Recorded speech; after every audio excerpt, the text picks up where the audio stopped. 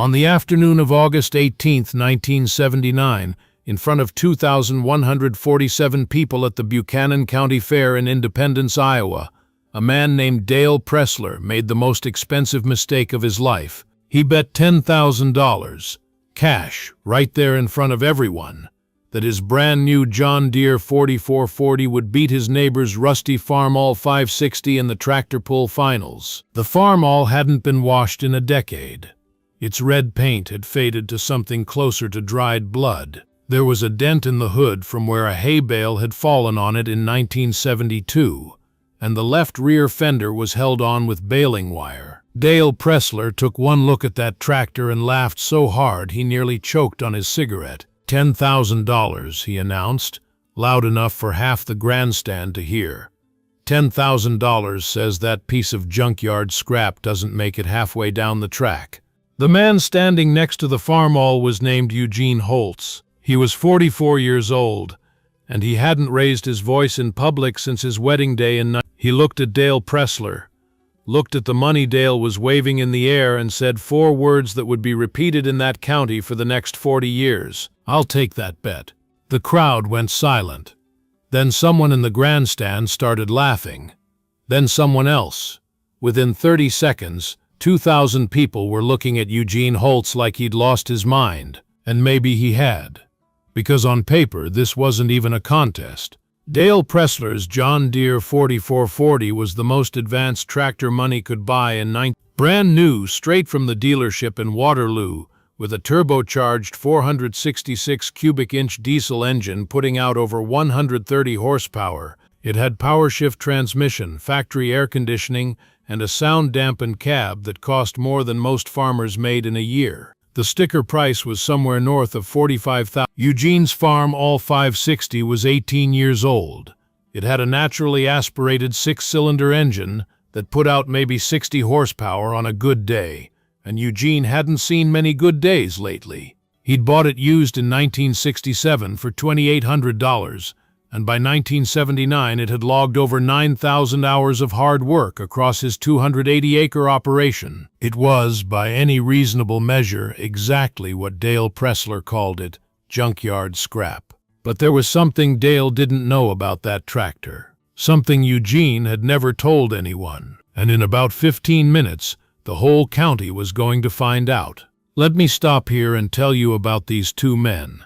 Because this story isn't really about tractors. It's about pride. It's about what happens when a man with money mistakes wealth for worth. And it's about a lesson that cost Dale Pressler everything he had and more. Dale Pressler came from what people in Buchanan County called old money, which in Iowa farming terms meant his grandfather had bought 800 acres during the Depression for pennies on the dollar. By 1979, the Pressler family owned over 2,200 acres of prime northeast Iowa farmland, and Dale had spent most of his adult life making sure everyone knew it. He drove a new truck every 2 years. He wore boots that cost more than most farmers' church suits. He sat on the county board, the co-op board, and the church finance committee, not because he cared about any of those things, but because he liked seeing his name on plaques. And every time a neighbor struggled, every time a farm went up for auction, Dale Pressler was there with his checkbook and his smile, picking up the pieces at a discount. Eugene Holtz was different. His family had come to Iowa in 1919, refugees from a failed homestead in Nebraska. His grandfather had worked as a hired hand for 15 years before saving enough to buy 160 acres of his own. Eugene's father had expanded that to 280 acres by the time he died in 1965, leaving everything to his only son. Eugene had spent the last 14 years doing exactly what his father and grandfather had done, working the land, paying his bills, keeping his head down. He didn't sit on any boards. He didn't go to many meetings. He spent most of his time in the barn or the fields, talking to his equipment more than he talked to people. His Farmall 560 was the first tractor his father had let him drive, back in 1962. He'd learned to plow on that machine, learned to cultivate, learned to understand what an engine was telling you by the sound it made and the way it pulled. When his father died, Eugene kept the Farmall running, not because he couldn't afford something newer, but because that tractor knew his land better than he did. And there was one other thing about that Farmall. One secret that Eugene had discovered by accident in the winter of 1971 when he'd pulled the engine apart to replace a cracked head gasket. But I'll get to that. First, let me tell you about the moment everything changed. The Buchanan County Fair tractor pull had been a tradition since It wasn't the biggest pull in Iowa. That honor went to the state fair in Des Moines, but it was big enough. Farmers came from 3 counties to compete, and the grandstands were always full. The rules were simple. Each tractor pulled a weighted sled down a 300-foot track. The sled had a mechanism that transferred weight forward as it moved, making it progressively harder to pull. Whoever pulled the sled the farthest won. If you pulled it all the way to the end, a full pull, you moved to the next round with added weight. Eugene hadn't entered the tractor pull in years. He used to compete in the late 60s, back when his father was alive.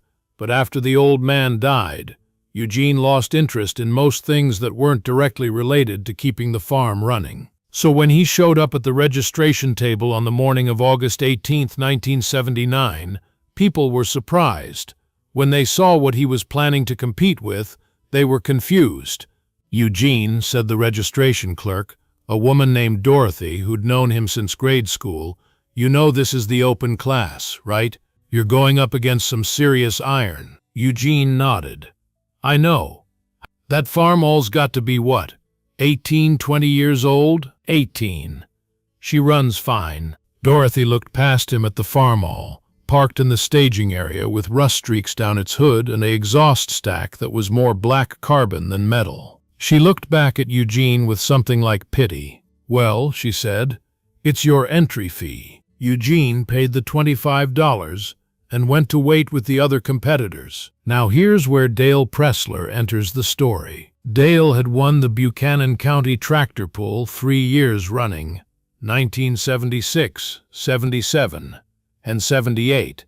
His John Deere 4330 had been dominant, and this year he'd upgraded to the even more powerful 44 Ford. He fully expected to make it 4 in a row. When he saw Eugene's name on the competitor list, he thought it was a joke. When he walked over to the staging area and saw the Farmall, he knew it was. "Eugene Holtz," Dale said, loud enough for the dozen other competitors to hear. "I didn't know they were letting museum pieces compete this year." A few men laughed. Eugene didn't say anything. Dale walked around the Farmall slowly, making a show of examining it. He kicked one of the tires, shook his head, clicked his tongue. "You know what this tractor's worth, Eugene? About $150, and that's if you sold it for scrap." He grinned at the other competitors. "How much did that new cab cost on your 4440, Dale?" asked one of the other farmers, a man named Howard Vance. $12,000, Dale said, not hiding his pride. "But it's worth every penny. Climate control, sound dampening, the whole works. I could pull all day and never break a sweat." "Must be nice," Howard said, but there was an edge to his voice. Howard was farming 320 acres with a 10-year-old Oliver, and he wasn't sure he'd make his loan payment this fall. Dale didn't notice the edge. He never noticed things like that. "You know what, Eugene?" Dale said, turning back to face him. "I'll make you a deal. I'll give you $500 for that tractor. Right now. Cash. You can walk away, save yourself the embarrassment, and I'll have something interesting to put in my barn." Eugene looked at Dale for a long moment. His face was impossible to read. "Not for sale," he said. Dale laughed. "Not for sale? Eugene, in about 2 hours, that thing isn't going to be worth the diesel in its tank. You'll be lucky to drive it home." Eugene shrugged. "We'll see. Let me ask you something. Have you ever been so sure of something, so completely, absolutely certain, that you couldn't even imagine being wrong?" That was Dale Pressler on the afternoon of August 18th, 1970. He wasn't just confident. He was incapable of imagining a world where his $45,000 John Deere didn't destroy Eugene's rusty Farmall. The outcome was so obvious to him that betting on it felt less like gambling and more like collecting free money. which is why, when he announced the $10,000 bet, he wasn't nervous at all. He was excited. He was already thinking about how he'd tell the story later, how he'd made some easy money off the county's most boring farmer and his piece of junk tractor. But pride has a way of setting traps, and Dale Pressler had just stepped into the biggest one of his life. The tractor pull started at 2 p.m. The open class, the one Eugene and Dale had both entered, was scheduled for 4:30 after the lighter divisions had finished. By the time the big tractors lined up, the grandstands were full, and the August heat had everyone sweating through their shirts. 15 tractors were competing in the open class. Dale's 4440 was the clear favorite, but there were other serious machines, a couple of case tractors, an International 140/60s, a Massey Ferguson that had been modified for competition. Eugene's Farmall 560 was the oldest tractor in the lineup by at least a decade. It was also the smallest. The pull worked by elimination. Each tractor got one chance. The top 8 distances moved to the finals, where they'd pull again with added weight. The top 4 after that would compete for the championship. Eugene drew 8th position. Dale drew 12th. The first 7 tractors pulled distances ranging from 187 feet to the full 300. The International 1466 got the full pull, and so did one of the case tractors. The crowd was enjoying itself, cheering the good pulls, groaning at the ones that fell short. Then it was Eugene's turn. He climbed up onto the Farmall and started the engine. It caught on the first try, a deep, healthy rumble that surprised a few people in the crowd. Eugene let it warm up for a minute, then pulled forward to hook up to the sled. The track judge gave him the signal. Eugene eased the clutch out. The Farmall moved forward, pulling the sled behind it. For the first 100 feet it looked like any other pull, the tractor straining, the sled getting heavier, the engine working harder. At 150 feet, a few people started paying closer attention.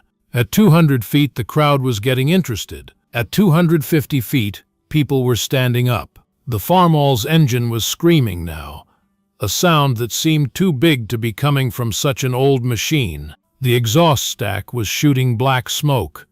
The rear tires were digging into the dirt, throwing up rooster tails of soil. 205 feet, 205 feet, 205 feet, 205 feet, 205 feet.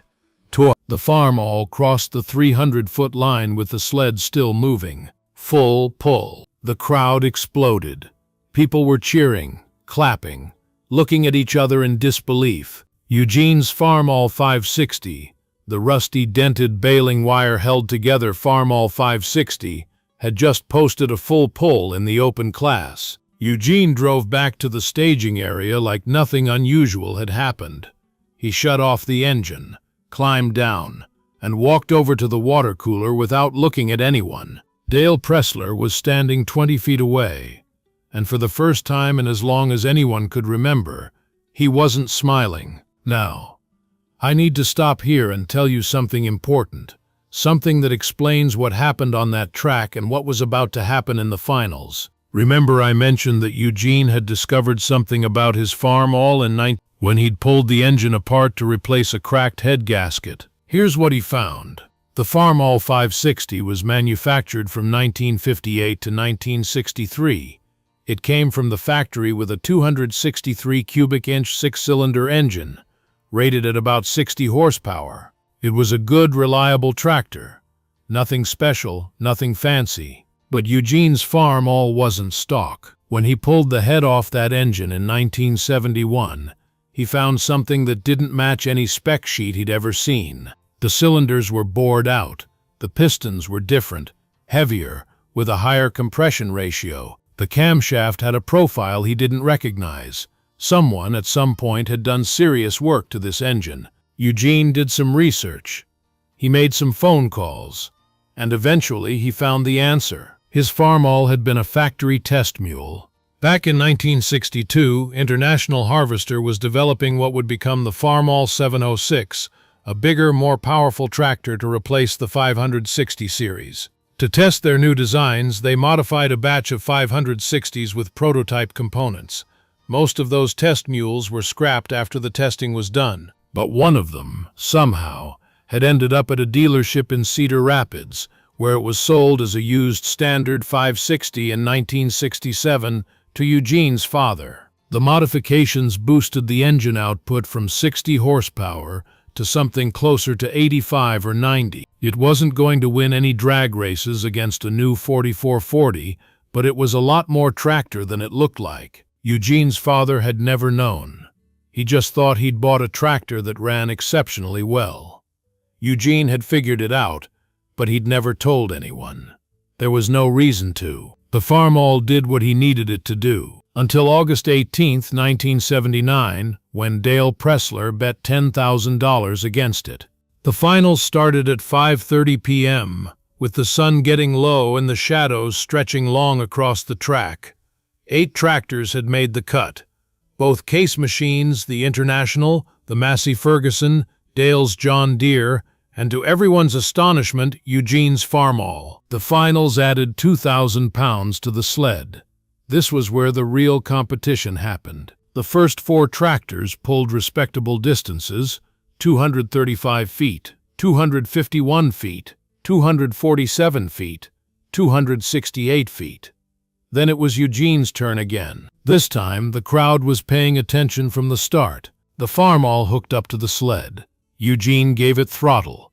The engine roared, that same deep, surprising sound, and the tractor launched forward. At 200 feet, the sled was getting heavy.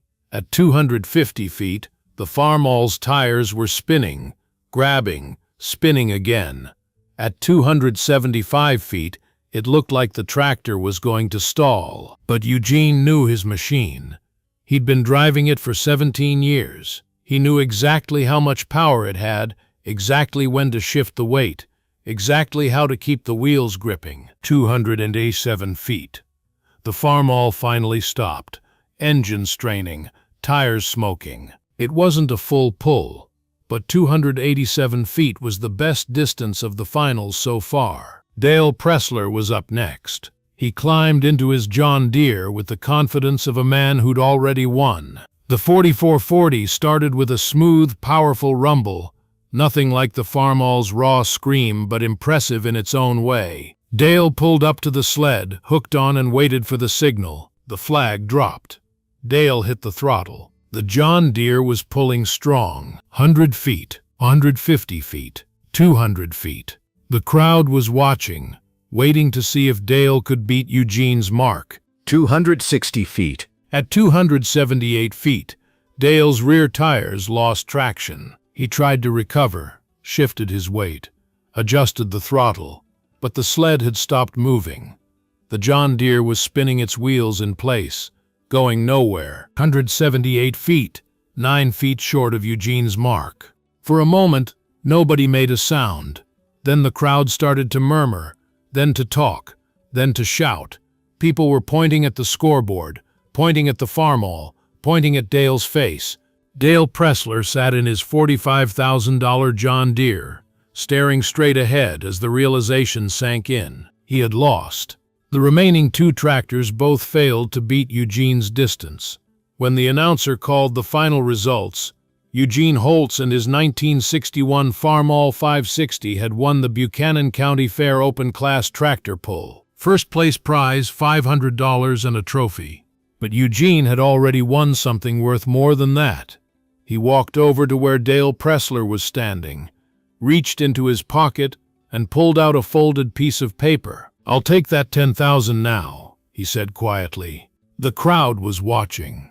Everyone was watching. Dale Pressler, who had laughed so hard he nearly choked, who had called Eugene's tractor junkyard scrap, who had announced his bet loud enough for half the grandstand to hear, now had to pay up in front of all of them. Dale's face went red. His jaw tightened. For a moment, it looked like he might say something, do something, try to weasel out of it somehow, but there were too many witnesses, too many people who had heard him make the bet, too many people who were watching now to see what kind of man he really was. Dale reached into his jacket, pulled out his checkbook, and wrote a check for $10,000. He handed it to Eugene without looking at him. Eugene took the check, folded it, put it in his pocket. He didn't smile. He didn't gloat.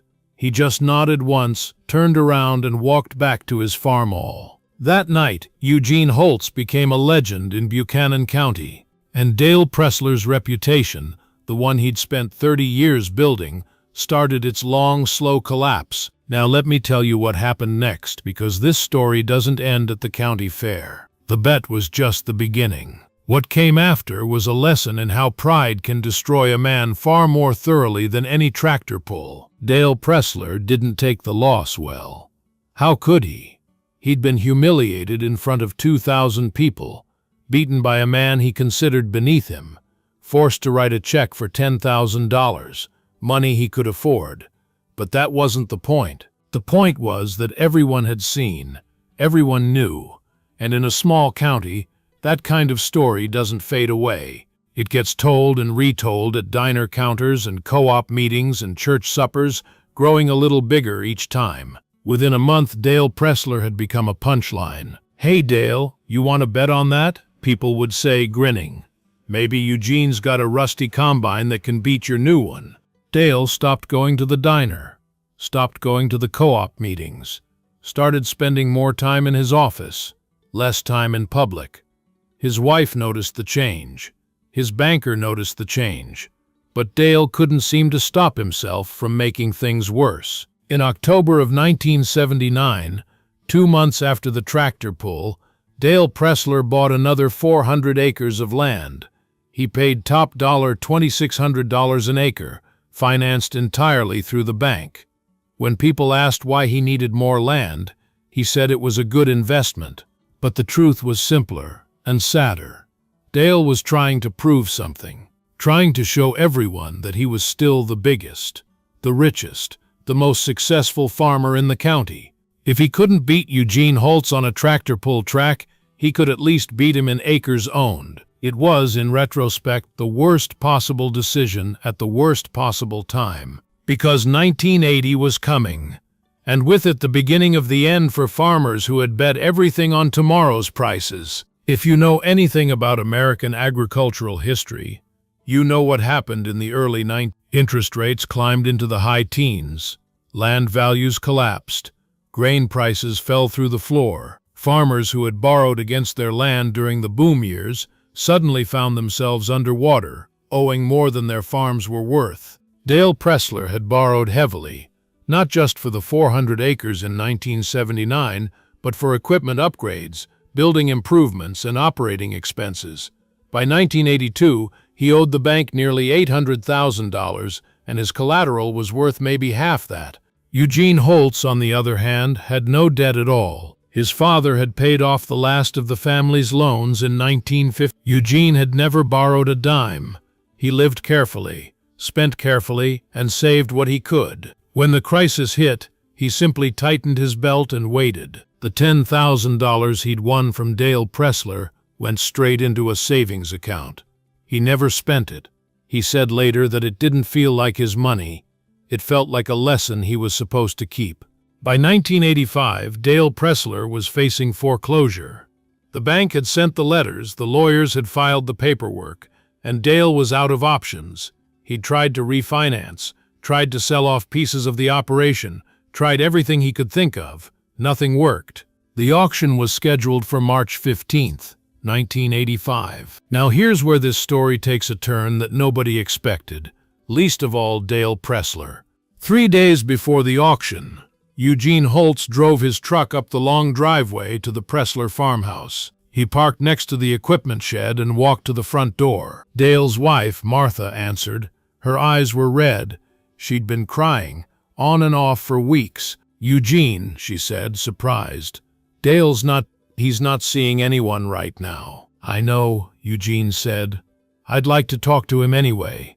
Just for a minute." Martha hesitated, then stepped aside. Dale was sitting in the living room, staring at the wall. He looked like he'd aged 10 years in the last 6. When he saw Eugene, something flickered across his face. Shame, anger, resignation. He didn't get up. "Come to gloat," he said. Eugene shook his head, came to talk. He sat down in the chair across from Dale, took off his cap and held it in his hands. "I've got a proposition for you," Eugene said. "I'll pay off your bank loan, all of it. In exchange, you deed me 600 acres, the original Pressler land, the stuff your grandfather bought." Dale stared at him. "That's half the farm." "I know. You'd have to. That's got to be close to $400,000. $380,000, according to the bank. I talked to them yesterday." Dale kept staring. His mouth opened, closed, opened again. "Why?" he finally asked. "Why would you do that?" Eugene was quiet for a moment.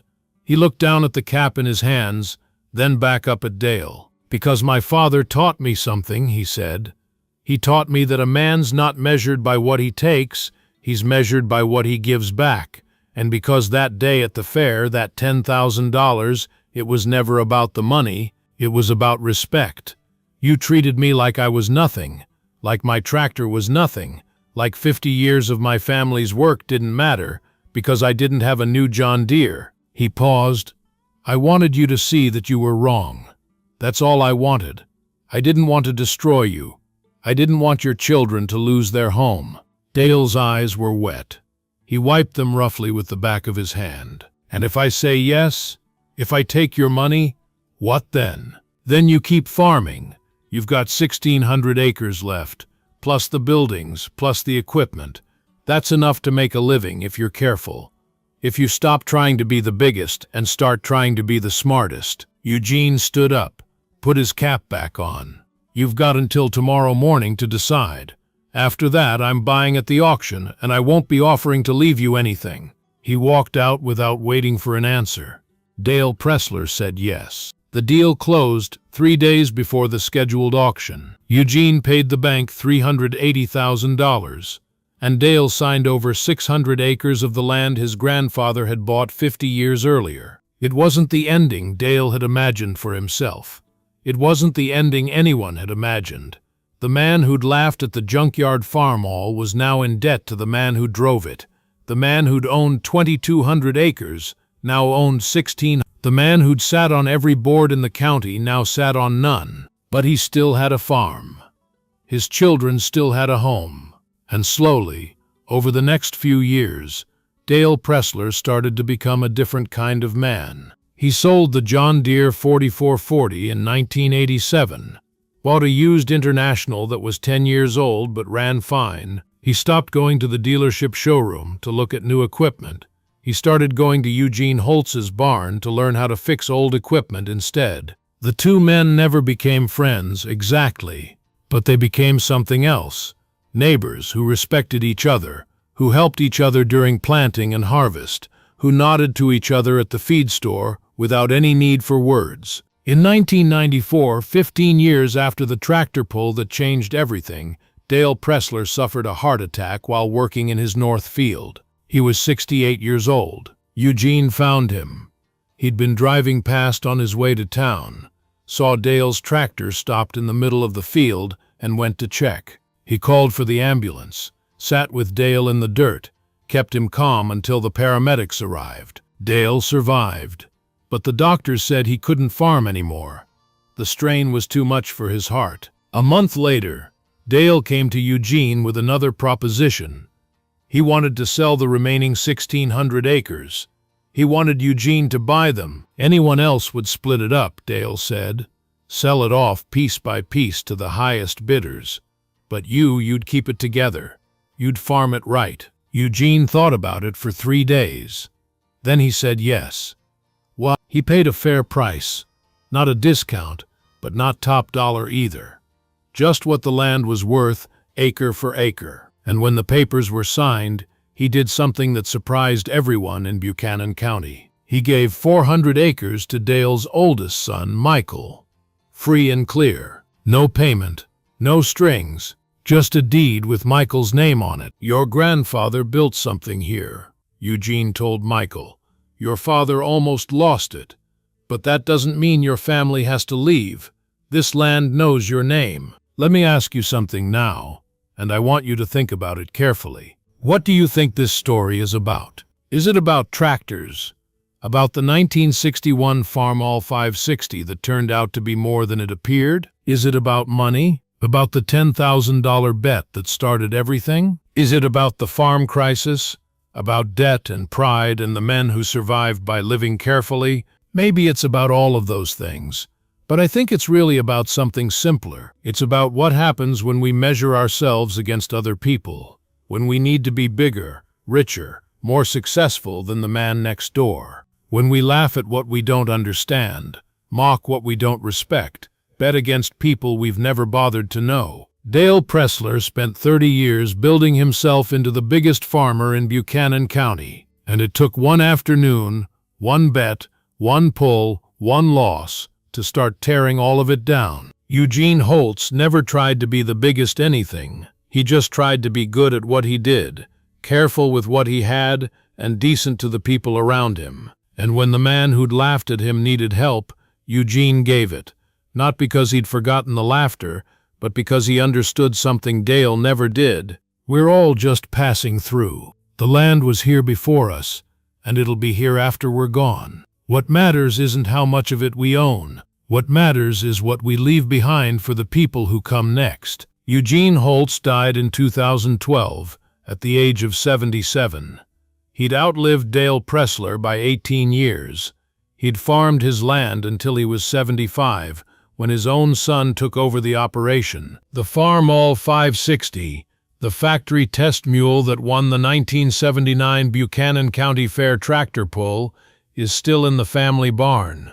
Eugene's grandson restored it a few years ago, stripped it down to bare metal and built it back up.